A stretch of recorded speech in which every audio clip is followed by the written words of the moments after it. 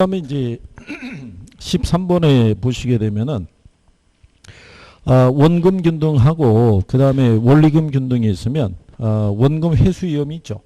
예, 그거는 원금 균등이 상대적으로 적죠. 예. 그거는 만약에 이제 1억이라는 돈을 빌렸잖아요. 그 원금 균등으로 만약에 기간 10년으로 빌렸다. 그러면 5년이 경과하면 원금 균등은 반이 상환이 되는 거죠.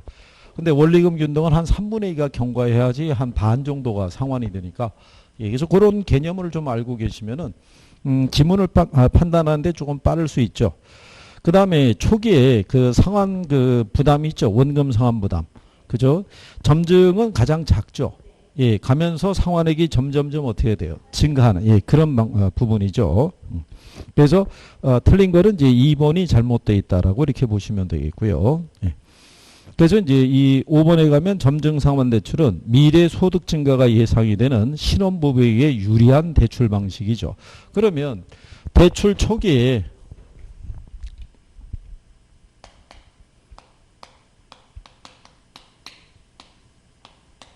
원리금 지불액 있죠. 어느 게 제일 커요?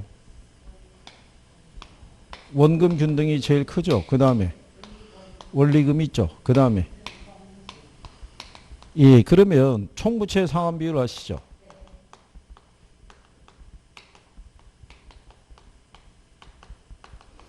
총부채 상환 비율은 연소득이 있죠. 연소득에 대한 연간 원리금 지불액의 크기 있죠. 예, 이걸로 측정할 때. 그죠? 그러면 대출 초기에 봤을 때 총부채 상환 비율이 있죠. 셋 중에 어느 게 제일 크겠어요? 똑같아요. 얘가 원리금 지급액이 제일 크잖아요. 그러니까 얘가 커지니까 이게 커지는 거예요. 그러니까 총부채 상환 비율의 크기도 똑같이 원금, 원리금, 점증 이 순서라고 생각하시면 돼요. 그러니까 대출 초기에 총부채 상환 비율이 가장 낮은 애가 누구가 되겠어요? 예. 그래서 여기 14번에 보시면 다음 중에서 대출 실행 시점에 총부채 상환 비율이 가장 낮고요. 대출 실행 후 10년이 되는 시점에서 대출 비율이 가장 높은 상환 방식이 있죠. 그 걔가 점증이 되겠죠.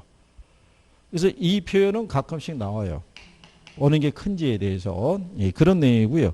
그 다음에 이 15번에 보시게 되면요. 이건 우리가 이제 수업 시간에 이렇게 그림 그려드린 거예요. 시간이 지날수록 차입자의 소득은 증가한다고 가정하고요. 소득 대비 원리금 지불액이 있죠.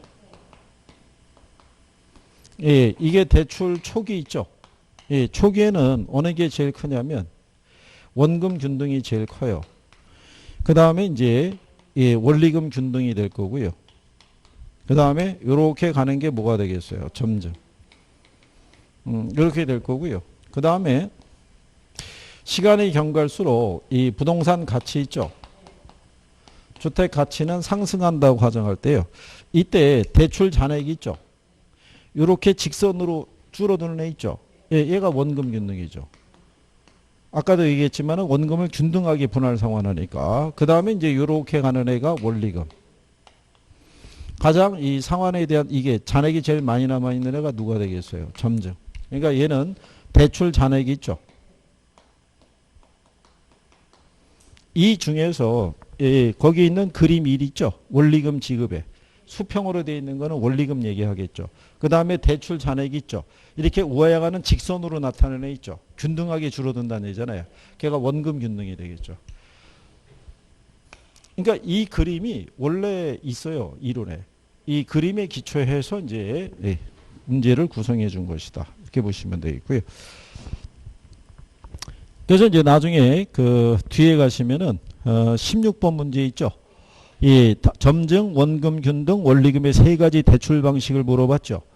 이 기억에 차입자의 첫해 월 불이백이 가장 적은 대출 상환 방식은 점증일 거고요. 첫해 월 불이백 납부 후에 만기 전에 중도 상환할 때 미상환 대출 잔액이 가장 적게 되는 대출 상환 방식이 뭐겠어요? 그러면 이제 우리가 그때 이렇게 물어본 거죠. 중도 상환할 때 있죠. 예, 상환액이 있죠. 상환액의 크기, 원금 균등이 있고요. 원리금 균등이 있죠. 어느 게 상환액이 커요? 얘가 큰 거예요. 그러니까 여기 있는 요 상환액이 뭐냐면 대출 잔액이라고요. 갚아야 될 돈. 그렇죠? 근데 요거를 표현을 요렇게 바꿔서 내는 거예요. 그러니까 거기에 순간적인 착각이 있죠.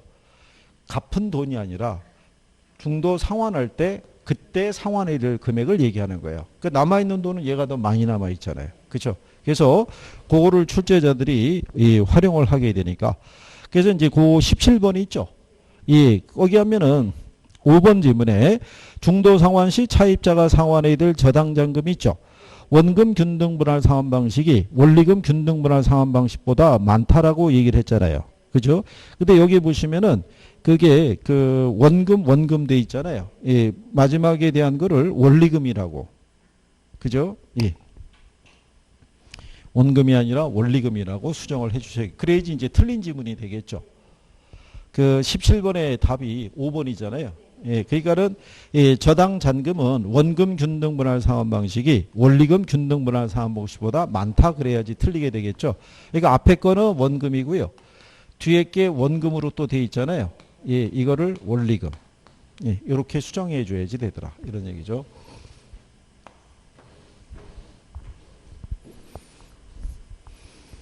자, 그래서 이제 그렇게 구별하시면 되겠고요.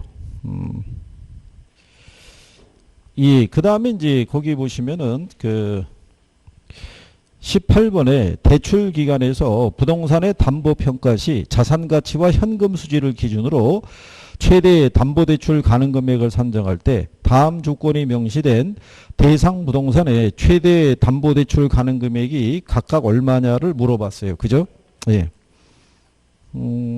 그러면은 이제 요거를 우리가 계산할 때요. 그 조건을 보시면 자산 가치가 얼마냐면 20억이죠. 근데 대부비율이 몇 프로예요?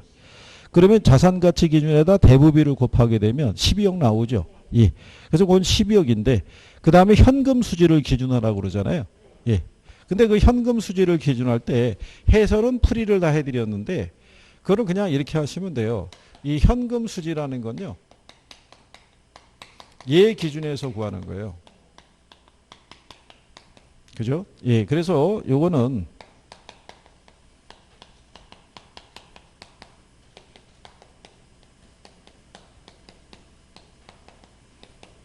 이식을 대입하는 게 훨씬 빨라요. 그래서 순영업소득이 얼마예요? 1억 2천 나왔다는 얘기죠. 부채 감당률이 1.5죠. 저당 상수가 1.5에다 0.1 곱하면 0.25 나오거든요. 1억 2천을 0.15로 할인하게 되면요. 그러면 8억 나와요. 그래서 이 자산 가치 기준할 때는 12억이고요. 현금 수지 기준하면은 8억이란 얘기예요. 그러면 이게 이제 이렇게 되는 거예요. 부채 감당률 아시죠? 그러면 여기가 뭐가 되고요? 부채 서비스액이고 얘가 이게 순영업소득이란 얘기죠. 근데 얘가 만약에 1.5 주어져 있고요. 여기에는 이제 순영업소득이 있죠. 얘가 만약에 그 나온 대로 1억 2천이라고 그러면 얘를 계산하잖아요. 그럼 얘가 8천 나온다고요. 그렇잖아요. 그럴 때 융자 금액을 계산할 때 있죠. 융자금 우리가 이제 일반적으로 융자금 곱하기 저당 상수 있죠. 이러면은 원리금을 구할 수 있어요. 그렇잖아요. 근데 거꾸로 곱하기해서 얘를 구했잖아요.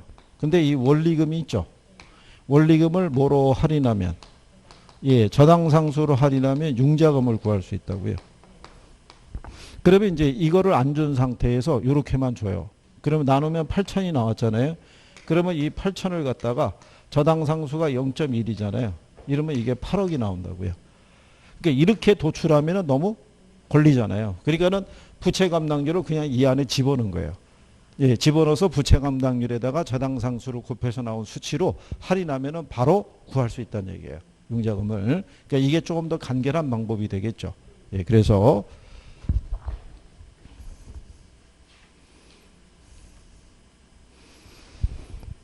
자, 그 다음에 이제 그 뒤로 넘어가셔가지고요.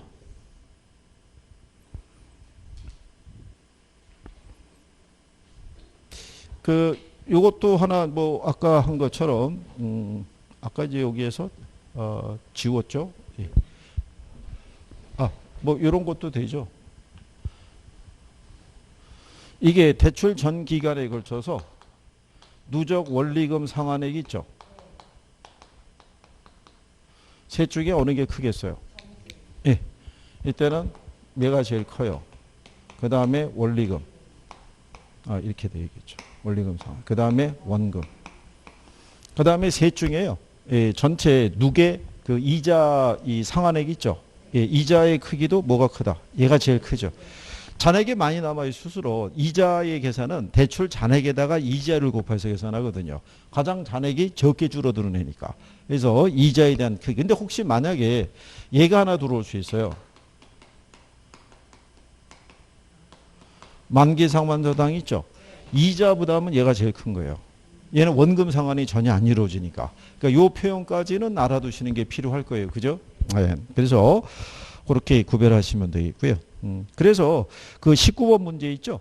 이 19번에 가시면 2번에 원금 균등 상환 방식은 원리금 균등 상환 방식에 비해 전체 대출 기간 만료 시 누적 원리금 상환액이 더 크다 그래서 틀린 거예요. 무슨 말인지 이해하시겠죠? 그러니까 그런 표현이 나올 때 이제 구별할 수 있느냐 이런 얘기죠. 그래서 그 4번에 가게 되면 대출금을 조기 상환할 때 있죠. 원리금에 비해서 원금 균등 상환 방식의 상환액이 더 적다 이런 얘기죠. 그러니까 이제 그런 요건을 이해하시면은 예, 문장을 보고 여러분들이 판단할 수 있으시죠. 그렇죠? 예.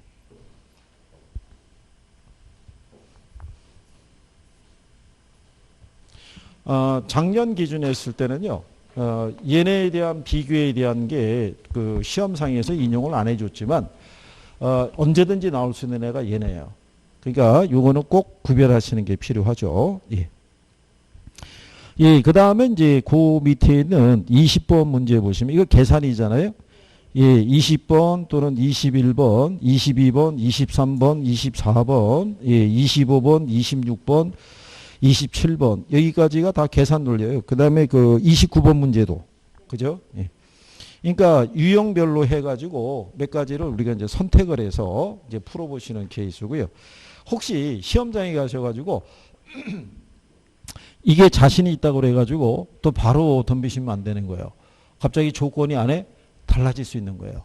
예, 그러면은 괜히 휘말려가지고 조건을 계산을 해봤는데 내가 알고 있는 대로 지문에 답이 없어요. 뭐가 잘못된 거지? 이러면서 혼자 고민하고 있는 사이에 시간은 계속 흘러가는 거예요.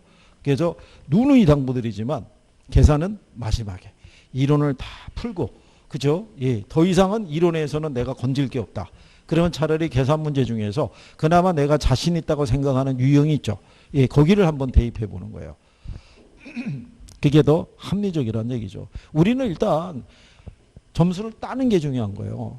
그죠? 선택과 집중을 잘하는 거예요. 그래서 혹시 인강을 통해서 공부하신 분들도 통상 어려운 게 이제 그런 거거든요. 경제에 힘들어 하고요. 그 다음에 뭐 투자, 그 다음에 뭐 금융, 그 다음에 간평. 네 개를 일단 제일 싫어해요. 그리고 여기서 일단 계산은 배제하자 이거예요. 배제하고 이론에 대한 것도 있죠. 선생님이 강조하는 거. 이건 알아야 됩니다라고 얘기했을 때. 그런 거라도 정리해 두는. 그러니까 여기 금융에서도 지금 고정금리하고 뭐가 있어요? 예, 요거 내가 이해하고 있는지. 그 다음에 상환 방식에 따라 원금 균등과 원리금 균등, 그 다음에 점증이 있죠. 예, 요거 내가 이해하고 있는지. 그 다음에 뒤로 가서 저당 시장의 구조 내가 알고 있는지. 그 다음에 증권이 있죠. 네 개가 있을 때 기본적인 성격이 있죠. 예, MBB는 다 발발발로 가고 뭐 그런 거라도 내가 정리가 되어 있는지. 그 다음에 부동산 투자회사 있죠. 예, 투자회사 제도에 대한 내가 기본적인 이해가 되어 있는지. 그 다음에 프로젝트 금융이 있죠. 예, 걔들에 대한 기본적인 성격 특징 정도 알고 있는지. 그런 거라도 정리는 해둬야 된다는 거예요. 계산이 나오는 거를 내가 포기한다 손 치면은 이론은 해줘야 되잖아요. 그죠? 그런 식으로 그 파트에서 선생이 여기 정도는 이론에 대한 거는 이게 중요합니다. 이렇게 얘기했을 때 그 정도도 해주면은 도움이 되죠. 우리가 투자론도 싫으시더라도 포트폴리오라든가 그렇잖아요. 위험과 수익에 대해서 우리가 기본적인 이론 설명회 정도는 내가 알고 있는지. 그리고 투자 분석 기법도 싫어하시잖아요. 근데 아까 얘기한 것처럼 할인연금 수지 분석법 있죠. 예, 그거는 그렇게 순영가하고 수익성 지수하고 내부 수익률의 기본적인 요건이 있잖아요. 그런 거라도 좀 해달라는 거죠. 그런 거라도. 그러면 이론은 그렇게 또 어렵지 않게 줘요. 계산도 힘든데 이론도 힘들게 주면 떨어지라는 얘기잖아요. 그렇게는 안 준다고요. 그죠?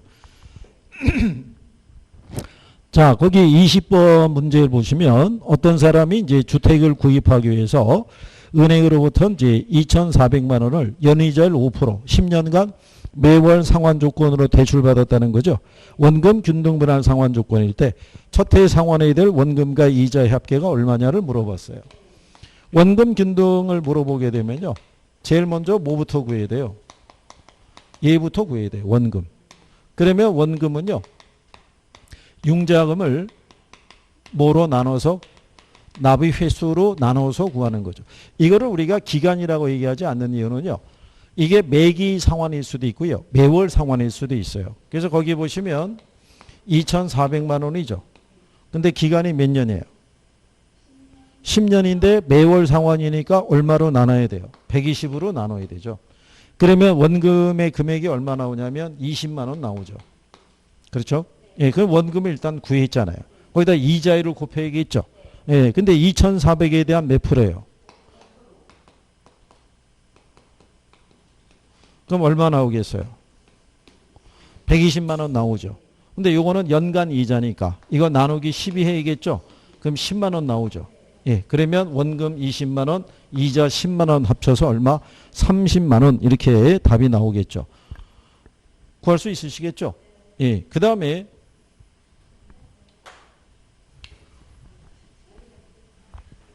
네, 그래서 이제 간단하게 구하는 줄 알고 그랬는데 또 21번처럼 나오는 거예요. 이거는 원금 균등 분할 상환 방식하고요. 원리금 균등 분할 상환 방식에서 1회차에 납부할 원금이 있죠. 예, 그거를 얘기하는 경우죠. 예, 그런데 이제 거기 보면 대출 금액이 얼마냐면 1억 2천이죠. 예. 근데 매월 말 상환이잖아요. 그죠? 그러면 원금 균등에서는 원금 구해야 되죠. 예. 1억 2천인데 대출 기간이 10년인데요. 매월 상환 조건이니까 120으로 나눠야 돼요. 그죠? 예. 그러면 120으로 나누면 얘는 100만 원 나와요. 그럼 얘는 구했잖아요. 그죠? 그러면 이제 원리금을 구해야겠죠. 원리금은 융자금에다가 뭐를 곱해서 예, 저당상수를 곱하는 거죠. 융자금이 1억 2천인데요. 저당상수를 얼마를 줬냐면 0.0112를 줬어요. 이거를 곱하게 되면 원리금이 얼마 나오냐면 133만 2천 원 나오죠. 그러면 이 원리금에서 뭐를 빼야 되냐면 이자를 빼야 돼요. 그죠? 그럼 이자라는 거는 1억 2천에 대한 이자율이 몇 프로예요? 6%예요. 그러면 1억 2천에 대한 6% 하게 되면은 이자가 얼마 나온다? 그러면 720만 원 나와요. 그죠? 근데 이거는 연간 이자잖아요. 그죠? 그러니까 720을 또 얼마로 나눠야 돼요? 12로 나눠야 돼요. 이걸 12로 나누면 60만 원 나온다고요. 이게 월간 이자가 되겠죠. 그러면 133만 2천 원에서 얼마 빼면 그렇죠. 60만 원 빼게 되면 73만 3,200원 있죠. 예, 걔가 원금 상환이 되죠. 그래서 여기 133만 2천 원에서 얼마? 예, 60만 원을 빼게 되면 73만 3,200원 있죠. 예, 이게 원금이겠죠. 여기는 이게 원금이고. 그렇죠? 그러면 먼저 생각해 보세요. 지금 우리 여기 20번 푼 거하고 21번 푼 거하고 확연하게 차이가 있죠. 얘가 뭐가 더 많이 걸려요? 답은 도출할 수 있을 거예요. 하다 보면. 근데 또 하다가 뭐를 놓치냐면 매월 상환 조건을 또 놓치는 거예요. 계산이 안 나오는 거예요. 이거 10으로 나누면 1200인데. 무슨 소리야? 지문에 아무리 봐도 1200이 나오질 않잖아요. 그죠? 그렇게 해서 시간을 더디게 갈 수도 있어요. 그래서 그런 거. 그래서 이 기본적인 내용을 잘 한번 정리해 보시는 게 필요해요. 그래서 원리금 균등에서는요. 원리금을 구한 다음에 거기서 이자를 공제하는 것 있죠. 예, 그 부분이 빨라야 되고 원금 균등에서는 원금을 빨리 찾을 수 있냐가 관건이고요. 예, 그래서 조건을 잘 보셔야 돼요. 무슨 말인지 아시겠죠? 그리고 뒤에 넘어가시면 23번이 있죠. 예, 은행으로부터 2억을 대출받았을 때요. 예, 2회차에 상환해야 될 원리금 물어봤죠. 예, 근데 상환 조건이 원금 균등이잖아요. 그 매기 상환이라는 거는 1년 연 단위로 상환하라는 얘기예요. 그러면 일단 우리가 뭐를 구해야 돼요? 그렇죠. 원금을 먼저 구해야 돼요. 원금 균등이 나오면 제일 먼저 원금을. 그죠? 그러면 원금이라는 게 융자 금액이 얼마예요? 2억이잖아요. 근데 대출 기간이 몇 년? 20년. 그럼 2억을 20으로 나누면은 얘가 1,000만 원 나온다고요. 그죠? 예. 그러면 2회차를 물어봤잖아요. 예, 1회차, 2회차가 됐을 때. 그죠? 그러면 첫 때는 잔액이 2억이잖아요. 그 원금은 그대로 1,000만 원일 거고요. 여기에다가 이자를 곱해야겠죠. 2억의 이자율이 몇 프로예요? 5%, 2억의 5%면 1,000이라고요. 그죠? 그러면 첫 해는 원리금 상환액이 2,000이잖아요. 근데 2회차 물어봤잖아요. 그럼 얘는 그대로 1,000이죠? 예. 이자 있죠? 1,000에 5%면 얼마겠어요? 1,000에 5%. 50이잖아요. 그죠? 예. 그러면 얘는 950이에요. 그러면 1,950 나온다고요. 이렇게 계산할 때 굳이 또 여기서 뭐 곱해가지고 할 필요 없이 이자율이 만약에 10% 나오잖아요. 그럼 여기 있는 이자 1,000 있죠? 여기서 100을 빼면 되고요. 5% 그러면 50을 빼면 이게 나오는 거예요. 그러면 계산이 조금 더 쭈르르 깔아 나가면 되니까 3회차 정도 이런 거 계산할 때는 바로바로 나올 수 있어요. 그죠? 그래서 두 개 합해서 이제 1,900 얼마? 50만 원. 그래서 답이 4번 이렇게 나오겠죠. 그렇죠? 예.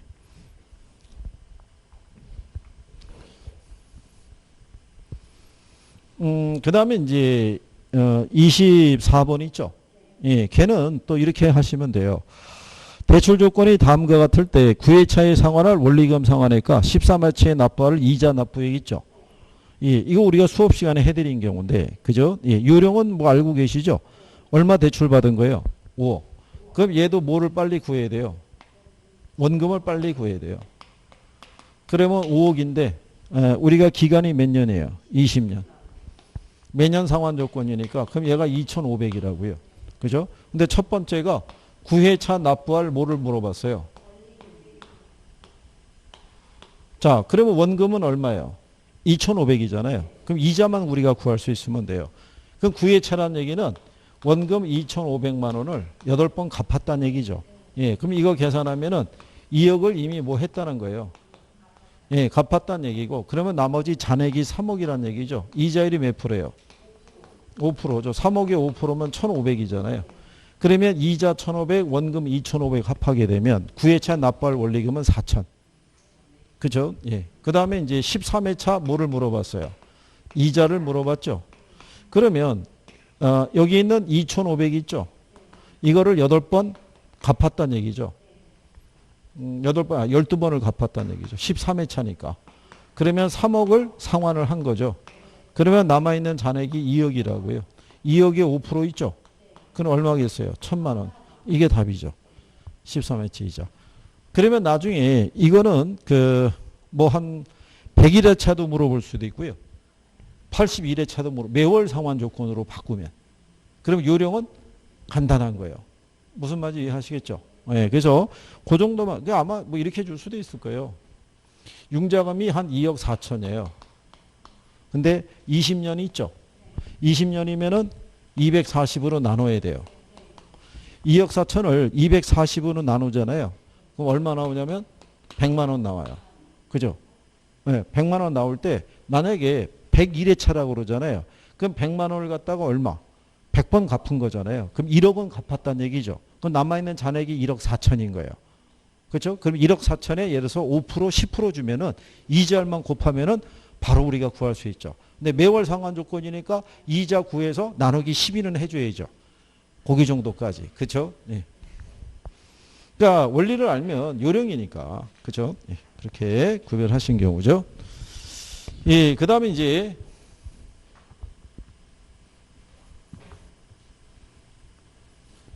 근데 이게 저 입장에서는 계산에 너무 집착하지 마시라는 차원에서는 넘어갈 수도 있는데 문제집에 또 계산 문제가 있으면 이걸 또 해야 예, 또 그래도 풀었다 이렇게 생각이 드시나 보더라고요. 근데 이제 항상 또 생각하셔야 될 거는 저희랑 같이 푸시면은 되게 간단해 보여요. 그 왜 그러냐면 선생은 알아서 대입을 해주니까. 풀이 과정이 막히지 않고 이렇게 쭉 해주잖아요. 그러니까 저래 그리고 왜 맞는 거야. 이렇게 가는데 제가 없고 해설이 사라지면 이상해지는 거예요. 그러면 뭔가가 떠올라야 되고 막 이런 게 낯설은 거예요. 그래서 계산을 못한다고 뭐 잘못된 거 아닌 거예요. 그죠? 우리 지금까지 계산을 못하더라도 잘 먹고 잘 사는 거예요. 그죠? 이거 저기 교모를 나선지 오래된 시점에서 다시 이걸 하려고 그러니까 이게 부담돼서 그런 거지. 그죠? 우리 예전에 저기 뭐 한 20대, 30대 날라다녔다고요. 그죠? 이런 거 쫙 하고 그러면. 그러니까 세월에 어떤 이제 그런 부분이죠. 뒤에 가시면은 25번 있죠? 여기서는 이제 주택이 있죠? 주택을 기준으로 해서 융자 가능 금액을 계산할 때는요. 첫 번째는 담보 인정 비율을 적용해요. 근데 담보 인정 비율을 적용하는 거는 간단한 거예요. 요거는 주택 가치 있죠? 주택 가치에다가 이 비율을 곱하면 돼요. 그러면 융자금을 계산할 수 있어요. 그래서 25번에 가게 되면 뭐라고 해놨냐면요. 자, A의 서울 소재 주택의 담보 평가 가격이 얼마예요? 5억이에요. 5억인데 대출 승인 기준을 보면 담보 인정 비율을 몇 프로 줬어요? 70%.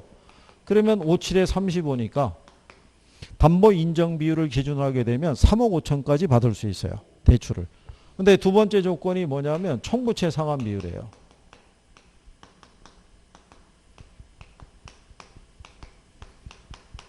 얘를 기준으로 융자 금액을 계산하려고 그러면요. 연소득 곱하기 DTI 비율이 있죠. 여기서 이제 기타 부채가 있으면 이제 기타 부채를 빼는 거고요. 이거를 연 저당상수로 나눠서 융자금을 계산할 수 있어요. 이러면 이제 융자금을 구할 수 있죠. 근데 이 조건을 다 주죠.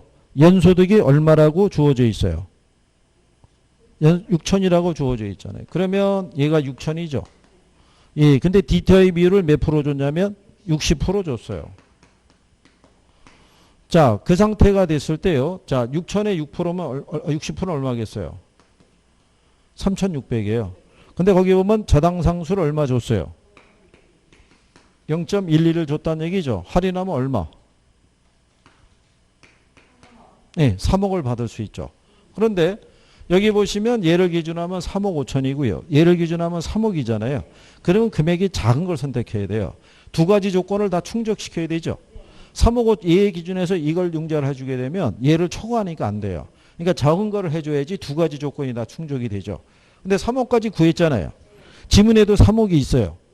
근데 문제가 사업자금 대출로 연간 1,200만 원씩에 대한 뭐가 이루어지고 있어요? 예, 부채 상환이 이루어지고 있다 이런 얘기죠. 그러면 여기서 이게 3억이 나올 수가 없죠. 여기 있는 3,600에서 얼마? 거기 있는 1,200을 빼줘야 돼요. 그러면 3억 6천에서 1,200을 빼면 남는 게 얼마겠어요? 2,400이죠. 이 2,400을 0.12로 할인하게 되면 2억 나온다고요. 얼마 나온다고요? 2억. 그래서 이제 융자를 받을 수 있는 금액이 있죠. 예, 그래서 25번의 답이 3번이 되는 거예요. 자, 여기 보시면 여기 기타 부채라고 있잖아요. 그 원래는 요거 곱해서 3,600 나오죠. 예, 그냥 계산하면 3억 나온다고요. 그러면 안 된다는 얘기예요. 기타 부채가 있으면 이걸 빼줘야 된다고요. 그러니까 3,600에서 얼마 빼야 돼요? 1,200. 그래야지 2,400을 0.12로 할인하면 2억 대출 받을 수 있다는 거예요. 그러니까 이거를 꼭 잘 봐야 된다는 얘기예요. 그러면 출제자들은 이것도 넣어놔요. 3억 이렇게 해서. 그죠? 그러면 이거 깜빡 놓치면은 그냥 틀리는 거예요. 다 해놓고. 그렇잖아요? 근데 이게 이렇게 차이가 있다고 생각하시면 돼요. 자, 이거 암산으로 3억 5천 구했잖아요. 근데 이렇게 나오는 식이면 암산으로 나올 수 있거든요. 왜냐하면 연소득이 6천인데 6천에 6%, 60%? 그럼 3,600인데 얘가 1,200이 있네? 그럼 2,400이네? 0.12면은 그냥 2억이겠네? 이렇게 해서 도출이 될 수 있으면 빨리 갈 수 있는데 그게 안 되고 이렇게 식을 항상 써야 되고 집어넣어야지만 내가 구할 수 있으면 시간이 일단 많이 가죠. 그러니까 무조건 일부는 넘어간다고 생각하시면 돼요. 그죠? 그래서 이제 그런 내용을 예, 구별하시면 되겠고요. 그래서 거기 있는 26번하고 27번이 역시 뭐가 되냐면 주택을 담보로 해서 대출금액 구하는 경우죠. 예, 그래서 그런 거를 잘 보시면 되겠고 혹시 이렇게 갈 수도 있는 거예요. 기존에 대출받은 금액이 있어요. 근데 추가로 대출받은 걸 따져봤더니 기존에 대출금 빼고 나면은 대출받은 게 없을 수도 있어요. 추가로 대출받을 수가. 그죠? 예, 혹시 그런 지문이 있으면 예, 그것도 잘 보시라는 얘기예요. 기존에 대출금이 뭐가 있냐에 따라 틀려지니까. 그 다음에 이제 페이지를 하나 더 넘기셔가지고요. 29번 있죠? 예, 요거는 그러면 여러분들은 26번하고 27번은 연습을 한번 풀어보셔야 돼요. 한 번은. 근데 원래는 여러분들이 이미 풀어갖고 오시는 게 정상이거든요. 예, 근데 또 다른 데 가게 되면 전혀 안 풀어갖고 오는 데도 있어요. 예, 그래서 왜냐하면 아까 우리 얘기했지만 오타라든가 이렇게 이런 게 가끔 한 번씩 있을 수가 있어요. 그래서 이제 그런 거는 풀어보신 분들이 한번 딱 와서 이게 잘못된 거 아니냐 이렇게 물어보는 분도 있는데 예, 그냥 뭐 그럴 수도 있다는 얘기죠. 뭐. 그다음에 상가 있죠. 예, 상가에서도 이건 똑같아요. 담보 인정 비율이 있죠. 이거는 상가 가치 있죠. 예, 가치에다가 이 비율을 곱하게 되면 융자금을 구할 수 있다. 그러니까 여기까지는 암산으로 계산이 될 수 있다. 이렇게 생각하셔야 돼요. 담보 인정 비율. 거기 우리가 29번에 보시게 되면 시장 가격이 5억 원이고요. 순 영업소득이 연 1억 원인 상가를 보유하고 있는 A가 추가적으로 대출받을 수 있는 걸 물어봤죠. 거기 대출 승인 기준을 보면은 담보 인정 비율이 몇 프로예요? 60%. 근데 시장 가격이 5억이잖아요. 5억에 대한 60% 하면 얼마겠어요? 3억. 그 다음에 이게 이제 현금 수지를 기준으로 구할 수 있거든요. 요게 뭐 기준하는 거냐면 이거 기준하는 거예요. 왜냐하면 순영업소득을 기초로 해서 빌린 융자금을 갚을 수 있느냐를 보는 거예요. 그래서 부채 감당률이 있죠. 그 원리가 반영이 된다고 보시면 돼요. 그래서 아까 얘기한 것처럼 얘는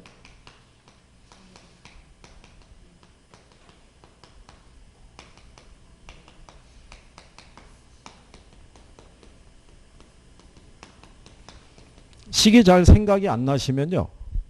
이 순영업소득으로 이 부채를 감당할 수 있는지 이게 집어넣어서 그래서 거기 보면 순영업소득 주죠.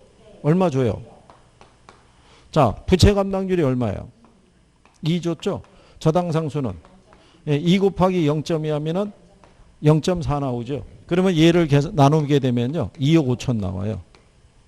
그죠? 예, 그러면 담보 인정 비율을 기준으로 했었을 때 3억과 3억 하고요. 2억 5천이 나왔을 때 또 조건을 봐야 돼요. 상가의 기존 저당 대출금이 1억이 있잖아요. 그러니까 2억 5천에서 1억을 빼면 1억 5천을 대출받을 수 있죠. 두 가지 중에 작은 거를 선택을 해야 되고요. 그렇겠죠? 예, 그런 요건이죠. 예.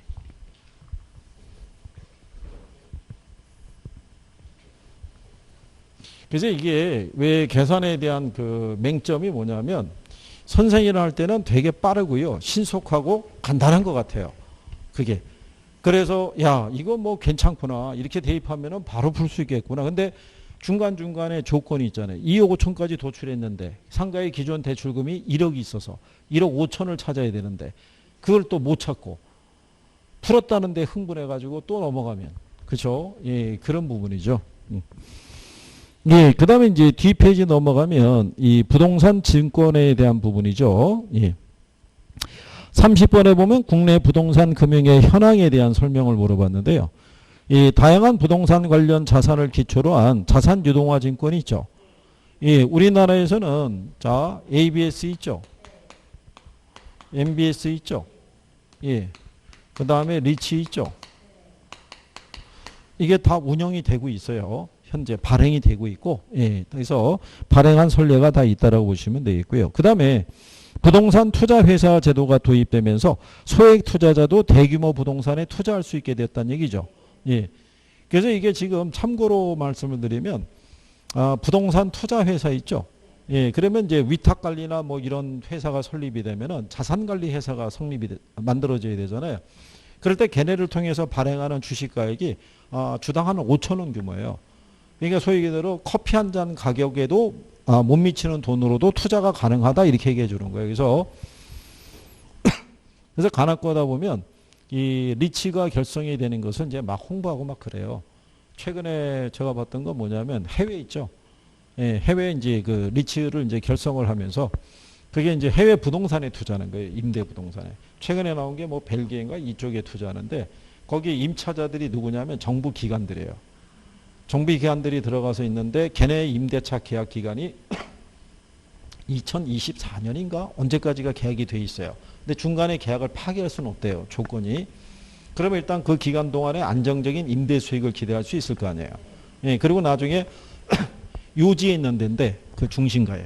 예, 그러니까 나중에 자산 가치가 상승해서 차익도 기대할 수 있다. 이런 식으로 하면서 이제 투자자를 모집하는 뭐 그런 게 있었다는 얘기죠. 근데 요즘 같을 때 리츠에 대한 투자에서 나오는 수익률은 일반적인 금융권에서 나오는 수익률보다는 높아요. 높은데 부동산 투자 회사라고 무위험 자산이 아닌 거예요. 세상에 무위험 자산은 없거든요. 그렇기 때문에 투자하면 어느 정도 투자자는 리스크를 갖고 들어가는 거예요. 그래서 본인들이 만약에 투자하고 싶으시면 리츠에 대해서 또는 그런 운영 방법에 대해서 분석을 하고 연구를 하고 공부를 해야 돼요. 근데 이제 좀 연세 많으신 분들은 그 권유하는 거에 기준을 해서 그러면 권유할 때 그분들이 물어보는 건 그거예요. 원금은 확실히 보장이 되나? 네, 그거죠. 그러면 뭐 얘들 입장에 뭐냐면 거의 보장이 되죠. 이렇게만 얘기를 하지 이게 그렇지는 않죠. 뭐 이렇게 얘기하면 누가 투자를 들겠어요. 그래서 지난번에 그게 문제가 막 됐던 거죠. 그 사모펀드만 이렇게 해가지고. 그렇잖아요. 이제 그런 게 좀 문제가 되고 있다 이런 얘기죠. 자, 그 다음에 이제 거기 보시면은 그 3번에 부동산 개발 관련 대출 채권이 있죠. 예, 이런 것들도 증권화되면서 개발 사업의 자금 조달 방법이 다양해지고 있다라고 얘기하죠. 그래서 우리가 PF, ABS 이런 거 배우셨죠. 그러니까 프레이트 파이낸싱 있죠. 예, 그걸 기초로 이제 그 앞으로 나올 수익을 기초로 해서 증권을 발행해서 또 자금을 조달하는 방법도 있는 거예요. 그러니까 우리가 프레이트 금융으로 자금을 조달할 때 있죠. 그게 지분의 형식을 빌려서 뭐 주식 발행을 통해서 자금을 조달할 수도 있고요. 채권을 발행해서 자금을 조달할 수도 있고 그래요. 그래서 그런 내용이라고 보시면 되겠고 2차 주택자당 시장 제도가 도입돼서 운영이 되고 있다고 그러죠. 왜냐하면 우리나라에서는 유동화 중개기관의 역할을 주택금융공사가 하고 있으니까 현재 2차 시장은 성립이 돼 있다고 봐야 되겠고요. 근데 부동산 신탁회사의 신탁 업무 중에서 토지개발 신탁 업무는 아직 허용되고 있지 않다. 그러니까 틀린 거죠. 이거는 이거 이전에 오래전서부터 운영이 되고 있던 제도예요. 그래서 5번이 잘못되어 있다. 이렇게 보시면 되겠고요.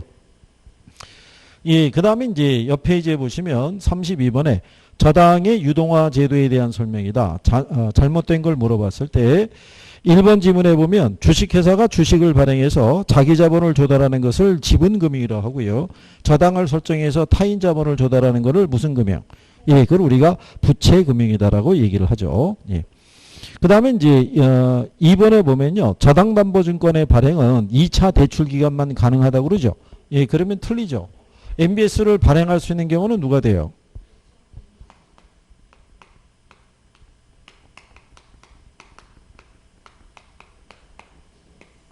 일단 얘는 발행할 수 있어요. 2차 대출 기간. 그리고요. 얘도 발행할 수 있어요. 얘는 2차 대출 기간에 지급 보증을 받아서 발행할 수 있어요. 그죠? 그 다음에 이 증권만을 발행을 하는 전문 회사 있죠? 이게 이제 누구 얘기하냐면 유동화 중개기관을 얘기하는데 걔가 바로 이제 SPC가 되는 거예요. 예, 예. 걔가 이제 이거를 발행할 수 있다라고 얘기를 해요. 그러니까 여기서 1차 기간이 발행할 때 보게 되면요. 거기 3번에 참여증서라고 해 있죠. 예, 담보가 되는 모 저당을 저당담보증권의 형태로 여러 사람이 공동 소유한다 이렇게 해놨잖아요. 예, 그게 무슨 얘기냐면 1차 기간이 있죠. 예, 이런 얘기죠. 만약에 여기 자금 수요자가 있고요. 여기 만약에 농협이 있어요. 그러면 여기서 이 집을 담보로 대출해주고 뭐가? 예, 저당 채권이 만들어졌잖아요.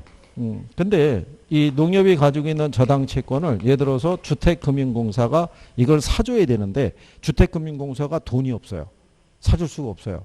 그러면 얘가 이거를 가지고 유동화를 시켜야겠는데 얘 이름으로 유동화되는 거는 안 돼요.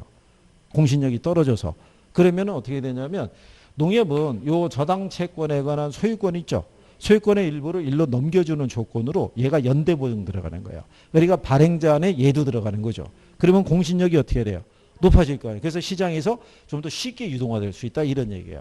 그러니까 얘 자체만으로 하기는 좀 어렵고 지급 보증을 받아서 유동할 수 있다는 거죠. 그래서 그런 개념이라고 보시면 돼요. 왜냐하면은 또 들어가서 우리가 알고 있는 게 MBS의 종류 그러면은 그 네 가지밖에 없잖아요. MPTS, MBB, 그 다음에 뭐 CMO, MPTB 뭐 이렇게 있잖아요. 근데 느닷없이 참여 증서 이런 게 툭 들어오면은 또 이게 또 뭐야? 그러니까 이거 가르쳐주지도 않았는데 뭐 이럴 수도 있잖아요. 그런 개념으로 이해하시면 돼요. 무슨 말인지 아시겠죠? 예. 그 다음에 이제 뒤로 보시게 되면요. 33번에 저당담보증권 도입에 따른 부동산 시장의 효과에 관한 설명으로 틀린 걸 물어봤죠. 이게 작년 기출이에요. 예. 거기 보시면 주택금융이 확대됨에 따라 대출기관의 자금이 풍부해지겠죠. 그래서 궁극적으로 주택자금 대출이 확대될 수 있고요. 주택금융의 대출이자율 하락과 다양한 상품 설계에 따라 주택 구입 시 융자받을 수 있는 금액이 어떻게 되냐면 증가할 수 있다는 얘기죠. 주거 안정에도 기여할 수 있고. 근데 주택금융의 확대로 자가소유 비중이 줄어든다는 것은 틀렸다는 얘기죠. 자가소유 비중이 당연히 늘어날 거 아니에요. 융자를 쉽게 받을 수 있으니까. 그렇지 않겠어요? 그래서 우리나라에서도 이 금융에 대한 부분이 대출이 활성화되기 위해서는 이 증권이 많이 유동화가 되면 좋거든요.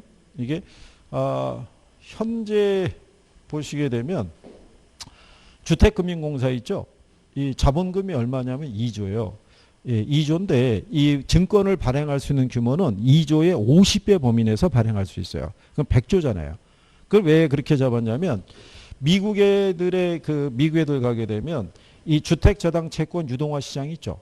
예, 그거하고 걔네 증시가 있잖아요. 이게 규모가 더 커요. 왜냐하면 사람들이 주식은 투자를 안 할 수 있어도 집은 필요하잖아요. 그래서 이게 미국 애들이 이게 잘 흔들리면은 걔네 경제가 흔들리는 거예요. 예, 걔네가 예전에 저기 서브프라임 모기지론 사태 있었잖아요. 그게 왜 그런 사태가 발생했냐면 아까 말씀드린 대로 여기 또 없어요. 여기 있군요. 여기 자금 돈 필요한 사람 있죠. 예, 이 사람들이 이걸 이제 상품을 막 만들다 보니까 여기서 대출해 줄 때 신용이 낮은 사람들이 있죠. 예, 얘들도 대출해 준 거예요. 집을 담보로. 그런 다음에 활성한 저당 채권이 있죠. 예, 이거를 넘겼을 때 이게 이제 신용이 좋은 사람 거 안 좋은 사람 거를 다 뭉쳐가지고 상품을 또 만든 거예요. 근데 신용이 낮으니까 경기가 조금 안 좋아지면 애들이 실직하게 되면 원리금 갚을 능력이 없을 거 아니에요. 그럼 부실 채권이 발생했을 거 아니에요. 문제는 뭐냐면 이게 어디서부터 부실이 발생했는지를 못 찾는 거예요. 여러 개 섞어버렸으니까. 그렇잖아요. 그러면은 여기 투자자에게는 원리 이자 지급이 계속 돼야 되는데 이자 지급할 여력이 없잖아요.